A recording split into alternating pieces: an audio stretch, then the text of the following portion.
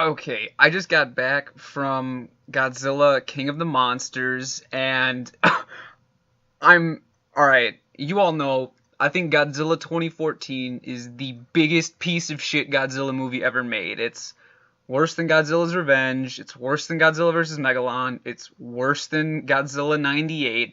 It doesn't have characters, it doesn't have a cohesive story. Godzilla has no establishment of symbolism, personality, anything.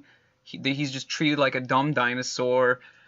I hate that movie so much. But Godzilla King of the Monsters is arguably the greatest Godzilla movie I've ever seen. Holy crap. Literally, almost, in fact, I think every single point that I've used to argue about how awful 2014 is, all my gripes with it, whether it be characters having no emotion, no personality, no arcs, Godzilla not being established, as well as the other monsters not being established, not having personalities, not having a cohesive narrative, the imbalance of what I called in the last video monster pacing, where balancing the monster fight with the human drama, it's all addressed in this movie. It's all nearly perfect. I feel like a total shill fanboy right now, but alright, I'm gonna try and say this without spoiling too much, but the main characters are all very well fleshed out. All three of them have wonderful story arcs. Dr. Serizawa comes back. He has a wonderful story arc. Ken Watanabe, again, does a really great job for acting in this film. And unlike 2014, where the writers just gave him expositional dialogue, his motivation is made way clearer in this. Oh, goodness. One thing I guess I will kind of throw out. Nah, I don't want to spoil too much. This will be a non-spoiler video entirely. But you all need to go see it. All the monsters have their own unique personalities and motivations.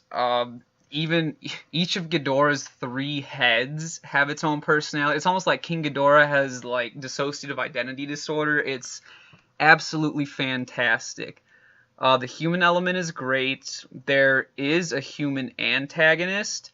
He's well set up in the beginning. He doesn't really have too much impact towards the end of the film, and as it went on, I'm like, okay, I feel like they're underutilizing him. But at that point, it doesn't matter because, well, all right, I don't want to spoil it. Someone else takes over as the villain. And it's absolutely fantastic. Without giving too much away, I recommend everyone needs to go see this movie. It does not only work as a Godzilla movie, it also works just as a movie. There's a bunch of cool monster action, but it all serves the greater purpose of the narrative. It's not like a Batman versus Superman or like Man of Steel where there's just buildings collapsing because disaster porn or whatever. There's very little of that, but the stuff that they do show is all like repercussions of the monsters. I think one of my complaints in the last movie was the monsters never like intentionally kill or attack humans. They never there's none of that, and that was kind of what gave them no personality. It's just Mutos want to breed, Godzilla wants to eat them, and that's all there is to them. Oh boy, when King Ghidorah and Rodan first appear, let me tell you, within 5 seconds they have personalities. You understand what they're all about. And this is characters that don't talk. These are giant monsters. It's literally through facial expressions and action. They just communicate all of it. It's fantastic. Godzilla, he's still a little chubby, and they even throw in a joke about that in this movie, so I will give them some credit for self-awareness there. I thought it was really funny. It comes in right before the climax, so if you go see it, look out for that. What else to say? Godzilla's face. So one of the things I complained about in the last movie was his face was kind of static, and when Godzilla was on screen, he just roared into the camera. So between those two things, we never really had an idea of what Godzilla's, like, what he's about, what his symbolism is. That's all fleshed out in this movie. Like, Monarch all of a sudden is established and makes sense. Dr. Serizawa's character is established and makes sense. The new three main characters are all established and make sense. It's absolutely fantastic. Oh my goodness, how did they make a good American Godzilla movie? Oh my goodness. One thing I will say though, it did I hate to bring this word up, subverting expectations. Well, not word, term, whatever. They did subvert my expectations early on. Um, I don't want to give it away. I'm just gonna say it's a violent movie. Not just with the monsters, but a lot of people get shot and stuff in this. Unfortunately, the theater I was in had a whole lot of little kids in it, and they were not too happy with people shooting each other. They found it pretty disturbing, and there is some gruesome human deaths. Again, like I said, it's not like where someone accidentally gets stepped on. In Godzilla 2014, the monsters know exactly what they're doing. They show you they know what they're doing and that they mean business. It's so well fleshed out. The only gripe I think I have at this point, two main ones, and they're more minor nitpicks, I guess. Well, sort of. Um, Number one, I already mentioned, was the human antagonist. He sort of reminds me of the businessman of Godzilla vs. Mothra, the original, or Mothra vs. Godzilla, whatever the proper American title is that they use now.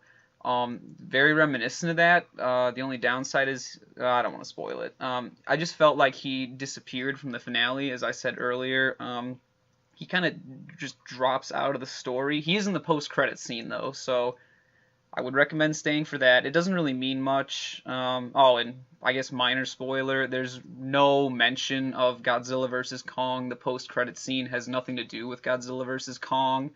And I will make a separate spoiler video where I go a little bit more in depth about my feelings on that. But wow, what a fantastic movie. I mean, Godzilla 2014, absolute piece of shit. Doesn't work as a Godzilla movie. It doesn't work as a movie in general. It doesn't even work as a story, because it doesn't have a story, no characters, no emotions. It's terrible.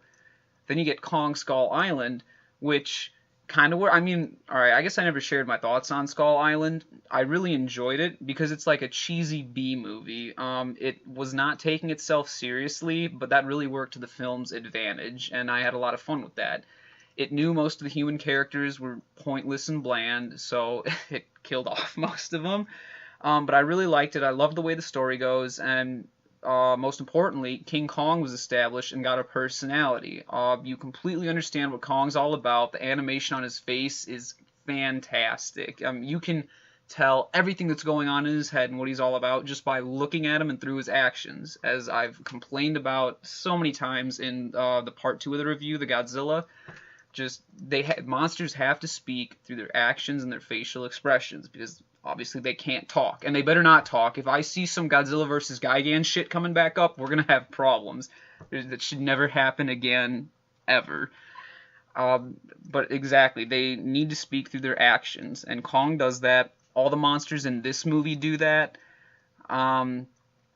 I guess it's not really a spoiler. This is just one clarification thing I had with the trailer, and then I'll get into my second gripe, because it kind of leads into it. So the trailer said, I think there were 17 total kaiju, which they now refer to as titans. I guess the new American translation for kaiju is titan. Anyway, that's what they refer to the monsters as in the film. They're all titans now.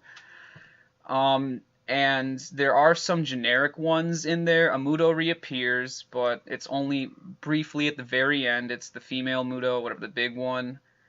And again, doesn't do anything. But there are like 2 other monsters that look reminiscent of the the cartoon that came after the '98 Godzilla. You know the one I'm talking about, the one on Fox Kids. It looks like something out of there, so a little charming. But then obviously, as everyone knows, we have Godzilla and 3 friends, Mothra, Rodan, King Ghidorah. I will reference, or second gripe first. If you're a fan of Mothra, I'm sorry, Mothra doesn't get as much of a personality or establishment as all the others. I'll go into that a little bit more in the spoiler video. Goodness. Yeah, it's hard to really talk about this without going into spoilers. One thing I will say right off the bat, it's not like 2014 where you have to wait like an hour into the film where it's halfway over and then a monster finally appears. Godzilla appears in the first 5 seconds of the movie. So that's out of the way. There's, like I said, the balance between monster action and human drama is all very well balanced. It's not like there were moments in this when monsters would come together to fight, and I was like, uh-oh, Gareth Edwards is about to cut away. But then it doesn't. It shows a little bit more of the clip, kind of like what I was talking about in part 3, where in a film like Godzilla against Mechagodzilla, it's the human drama and we called it monster pacing is very well balanced. There'll be a little bit of monster action, then it makes a nice solid cut over to the human stuff, and it flows very naturally. Godzilla 2014 didn't have that natural flow, and it didn't have monster action or human drama. It didn't have anything. It just Aaron Taylor Johnson looks mildly concerned while looking for his family. That sums up Godzilla 2014. But no, this is such an amazing movie. I absolutely loved it. And that's really all I'm gonna say, other than, yeah, those two gripes. The human villain, he's well set up, he looks evil. He's not too well developed throughout the rest of the film. He could have been a little bit more in depth, but he was in the post-credits scene, and I feel like he's gonna come back. Obviously, this is a cinematic universe now, and the universe building was way more present in this film. It's not like a Rogue One where it like shines a spotlight like, oh look, here's a You'll Be Dead guy. These are AT-ATs, or like where something's completely ham-fisted in. It felt like the Marvel movies where, oh, Doctor Strange showed up. He's just a part of this universe. There's Black Panther. Iron Man did this, and whatever. There was this Civil War on an airplane field last year. It's little things like that. It's just great universe building. It's such a fantastic movie. Everyone, please go see it. Whether you're a fan of movies, you're just looking for a fun, enjoyable, exciting, emotional movie to see, it's perfect.